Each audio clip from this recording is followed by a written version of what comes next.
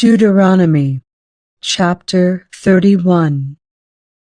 When Moses had finished giving these instructions to all the people of Israel, he said, I am now 120 years old, and I am no longer able to lead you. The Lord has told me, you will not cross the Jordan River. But the Lord your God himself will cross over ahead of you. He will destroy the nations living there, and you will take possession of their land. Joshua will lead you across the river, just as the Lord promised. The Lord will destroy the nations living in the land, just as he destroyed Sihon and Og, the kings of the Amorites. The Lord will hand over to you the people who live there, and you must deal with them as I have commanded you. So be strong and courageous. Do not be afraid, and do not panic before them. For the Lord your God will personally go ahead of you. He will neither fail you nor abandon you. Then Moses called for Joshua, and as all Israel watched, he said to him, Be strong and courageous, for you will lead these people into the land that the Lord swore to their ancestors he would give them. You are the one who will divide it among them as their grants of land. Do not be afraid or discouraged, for the Lord will personally go ahead of you. He will be with you. He will neither fail you nor abandon you.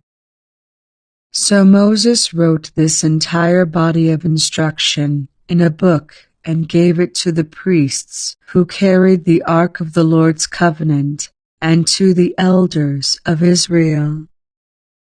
Then Moses gave them this command. At the end of every 7th year, the year of release during the festival of shelters, you must read this book of instruction to all the people of Israel when they assemble before the Lord your God at the place he chooses. Call them all together, men, women, children, and the foreigners living in your towns, so they may hear this book of instruction and learn to fear the Lord your God and carefully obey all the terms of these instructions. Do this so that your children who have not known these instructions will hear them and will learn to fear the Lord your God.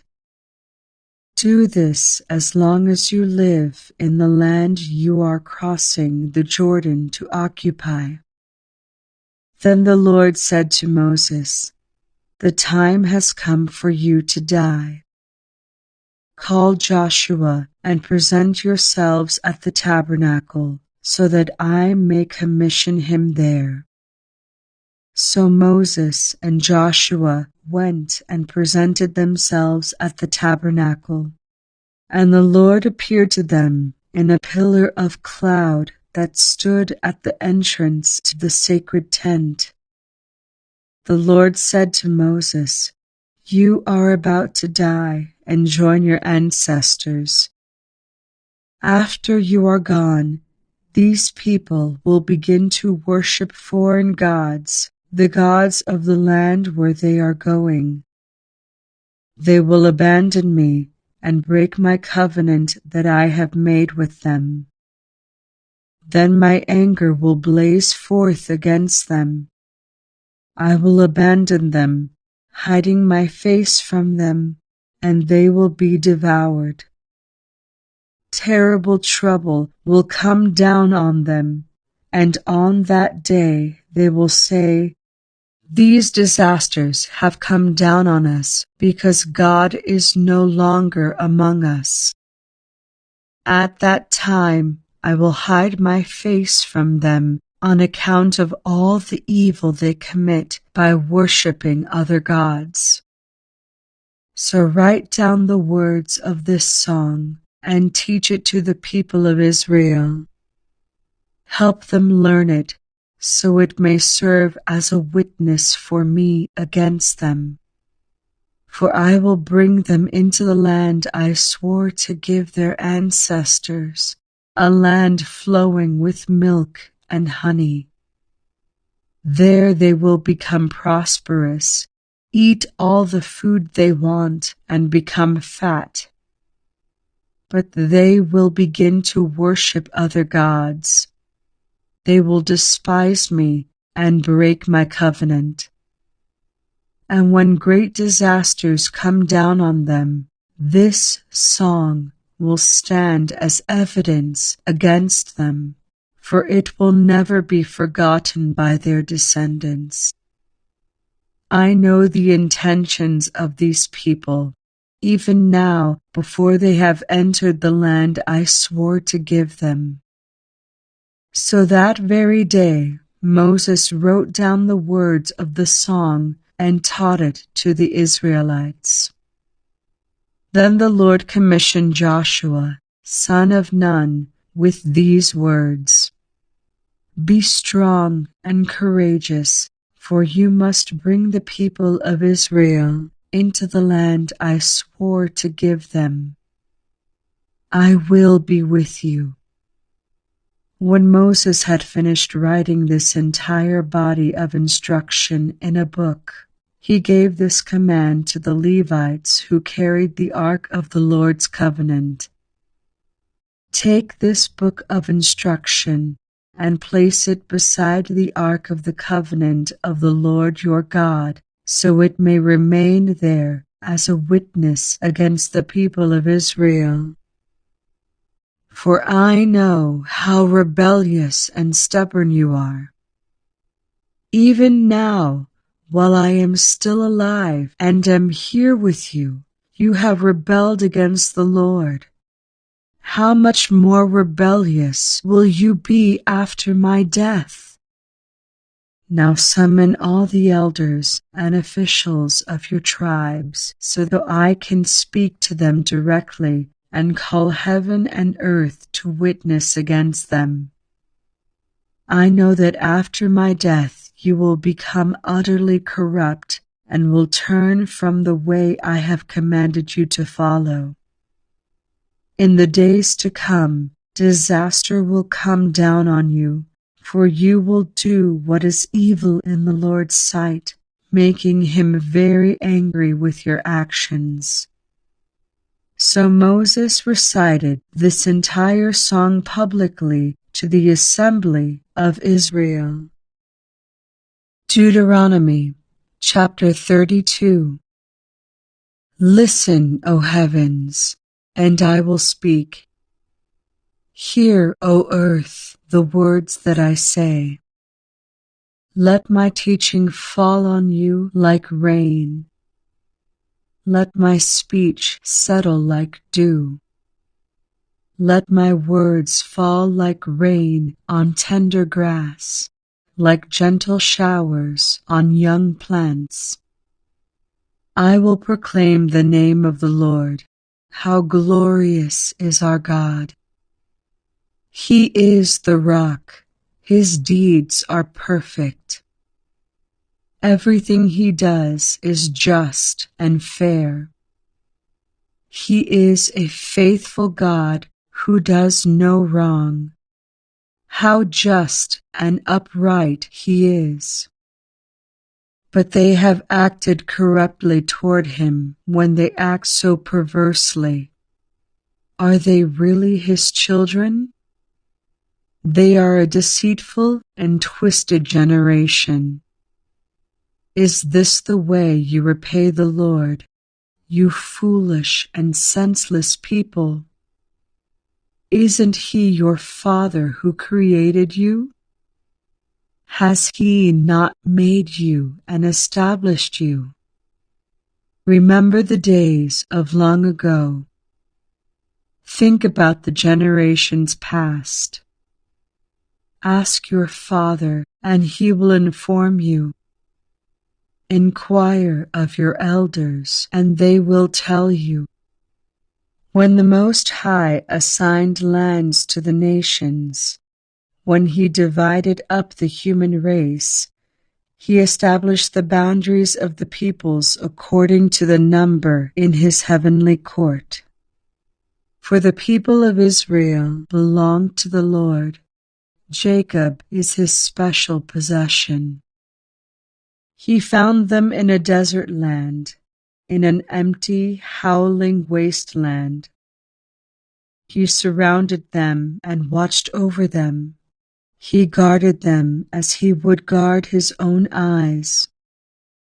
Like an eagle that rouses her chicks and hovers over her young, so he spread his wings to take them up and carried them safely on his pinions. The Lord alone guided them. They followed no foreign gods. He let them ride over the highlands and feast on the crops of the fields. He nourished them with honey from the rock and olive oil from the stony ground. He fed them yogurt from the herd and milk from the flock, together with the fat of lambs.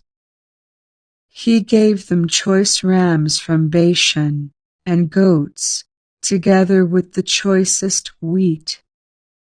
You drank the finest wine made from the juice of grapes. But Israel soon became fat and unruly.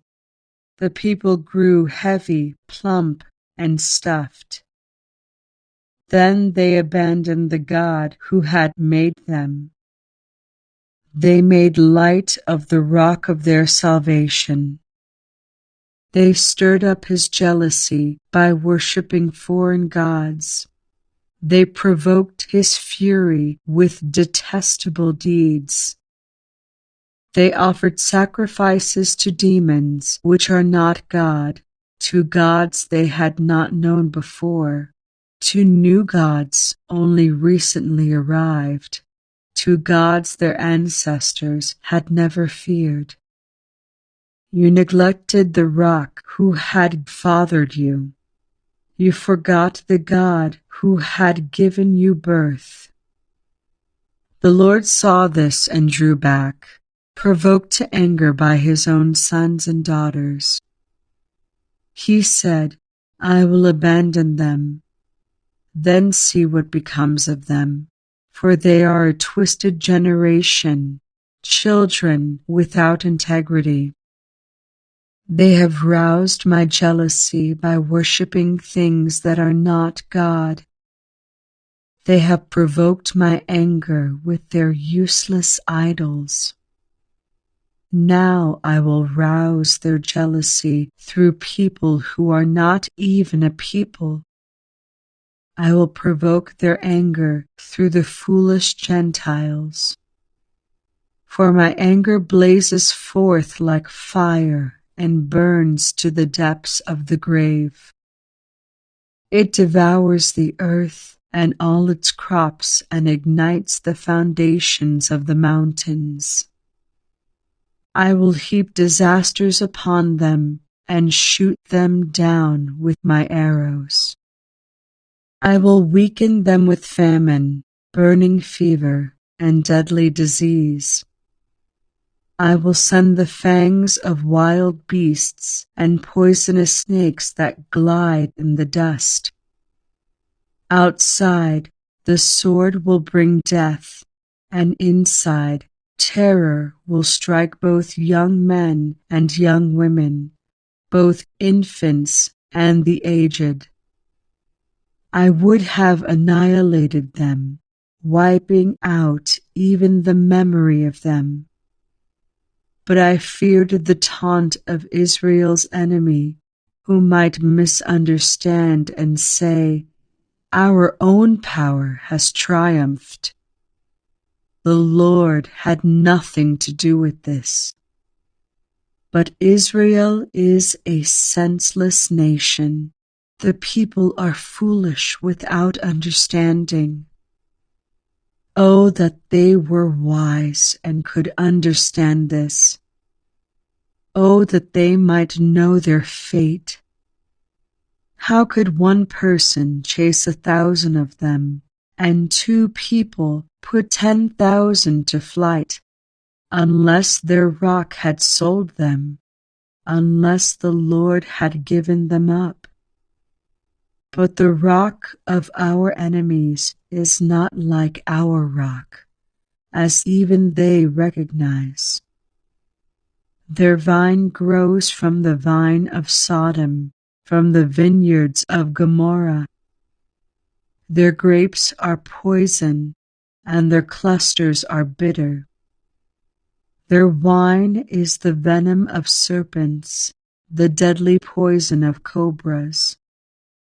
The Lord says, Am I not storing up these things, sealing them away in my treasury? I will take revenge. I will pay them back. In due time, their feet will slip. Their day of disaster will arrive, and their destiny will overtake them. Indeed, the Lord will give justice to his people, and he will change his mind about his servants when he sees their strength is gone and no one is left, slave or free. Then he will ask, Where are their gods, the rocks they fled to for refuge? Where now are those gods who ate the fat of their sacrifices and drank the wine of their offerings?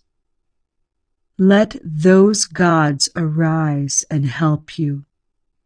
Let them provide you with shelter. Look now, I myself am He. There is no other God but me. I am the one who kills and gives life. I am the one who wounds and heals. No one can be rescued from my powerful hand.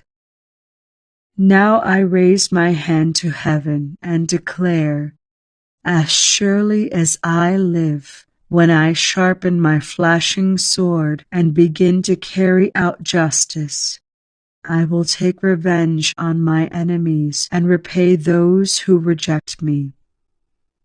I will make my arrows drunk with blood, and my sword will devour flesh, the blood of the slaughtered and the captives, and the heads of the enemy leaders. Rejoice with him, you heavens, and let all of God's angels worship him. Rejoice with his people, you Gentiles, and let all the angels be strengthened in him. For he will avenge the blood of his children. He will take revenge against his enemies. He will repay those who hate him and cleanse his people's land. So Moses came with Joshua, son of Nun, and recited all the words of this song to the people. When Moses had finished reciting all these words to the people of Israel, he added, Take to heart all the words of warning I have given you today. Pass them on as a command to your children, so they will obey every word of these instructions. These instructions are not empty words. They are your life. By obeying them, you will enjoy a long life in the land you will occupy when you cross the Jordan River. That same day the Lord said to Moses, Go to Moab, to the mountains east of the river, and climb Mount Nebo, which is across from Jericho. Look out across the land of Canaan. the land I am giving to the people of Israel as their own special possession. Then you will die there on the mountain. You will join your ancestors, just as Aaron your brother died on Mount Hor and joined his ancestors. For both of you betrayed me with the Israelites at the waters of Meribah at Kadesh in the wilderness of Zin. You failed to demonstrate my holiness to the people of Israel there.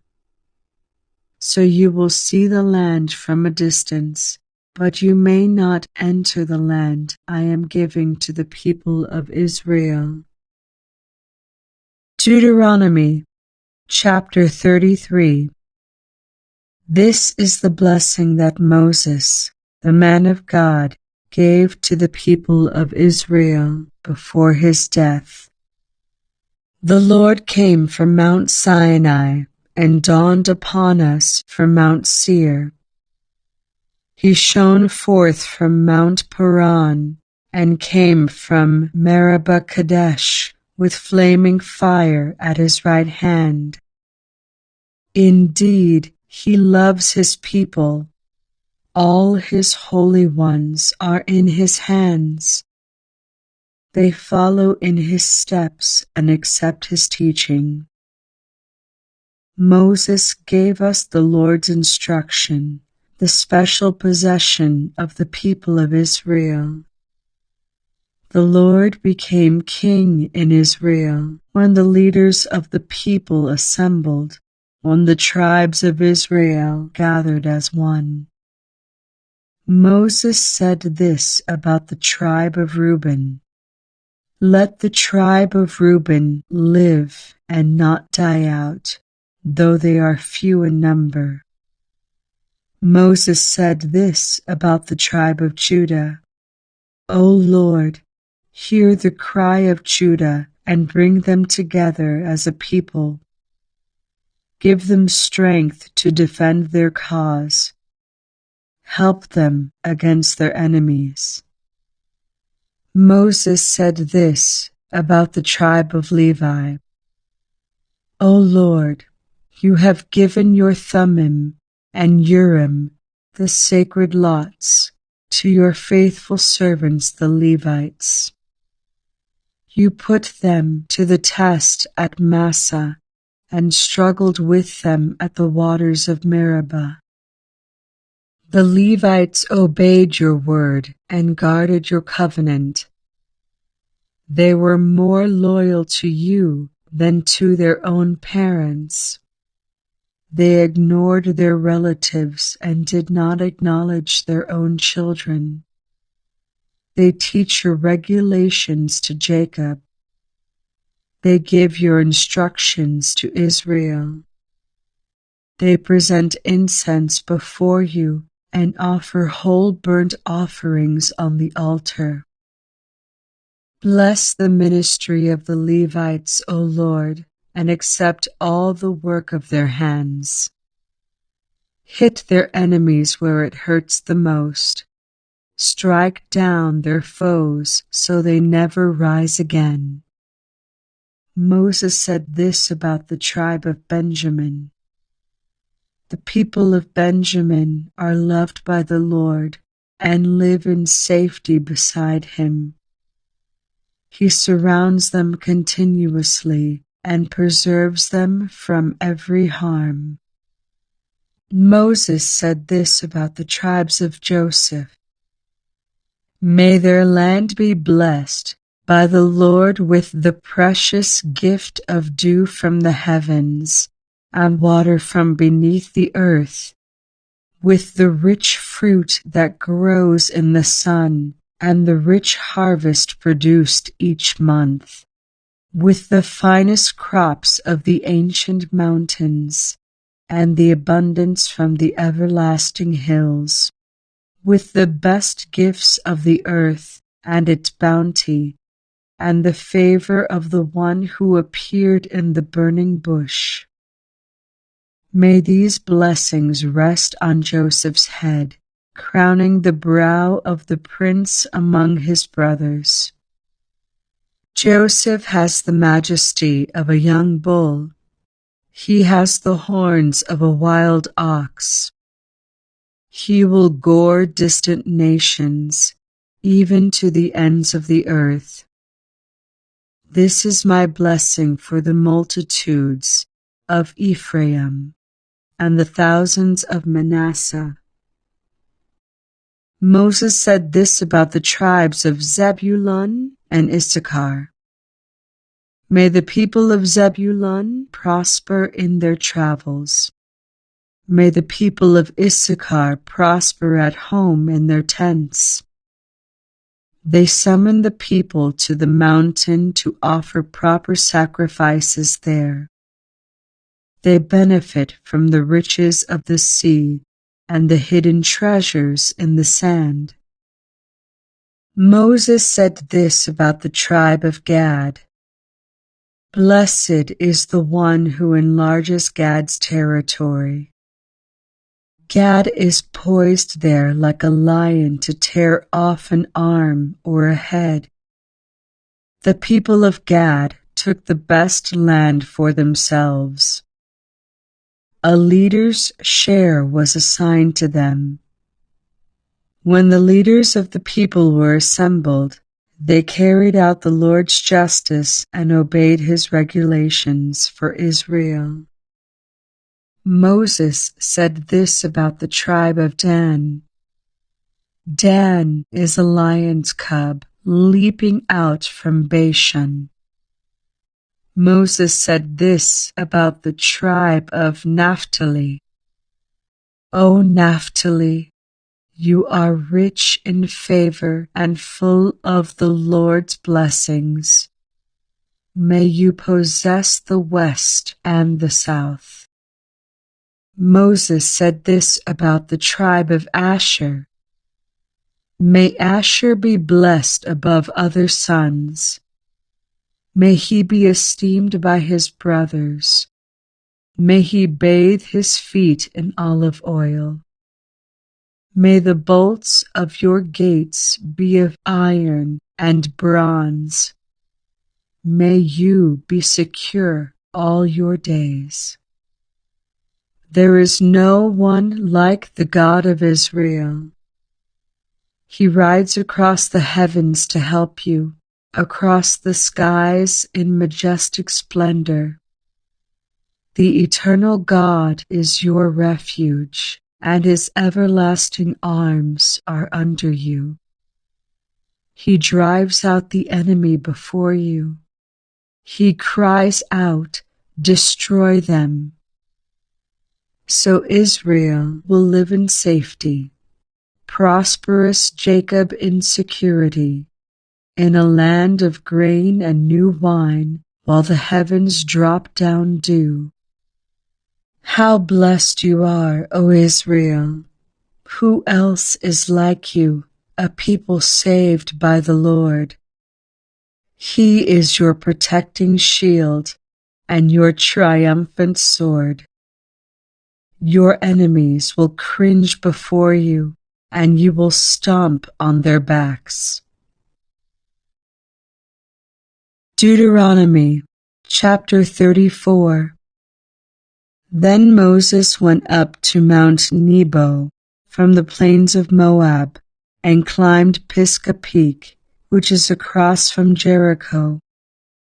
And the Lord showed him the whole land from Gilead as far as Dan, all the land of Naphtali, the land of Ephraim and Manasseh, all the land of Judah, extending to the Mediterranean Sea, the Negev, the Jordan Valley with Jericho, the city of palms, as far as Zor. Then the Lord said to Moses, "This is the land I promised on oath to Abraham, Isaac, and Jacob when I said, 'I will give it to your descendants.' I have now allowed you to see it with your own eyes, but you will not enter the land." So Moses, the servant of the Lord, died there in the land of Moab, just as the Lord had said. The Lord buried him in a valley near Beth Peor in Moab, but to this day no one knows the exact place. Moses was 120 years old when he died, yet his eyesight was clear and he was as strong as ever. The people of Israel mourned for Moses on the plains of Moab for 30 days until the customary period of mourning was over. Now Joshua, son of Nun, was full of the spirit of wisdom, for Moses had laid his hands on him. So the people of Israel obeyed him, doing just as the Lord had commanded Moses. There has never been another prophet in Israel like Moses, whom the Lord knew face to face. The Lord sent him to perform all the miraculous signs and wonders in the land of Egypt against Pharaoh and all his servants and his entire land. With mighty power, Moses performed terrifying acts in the sight of all Israel.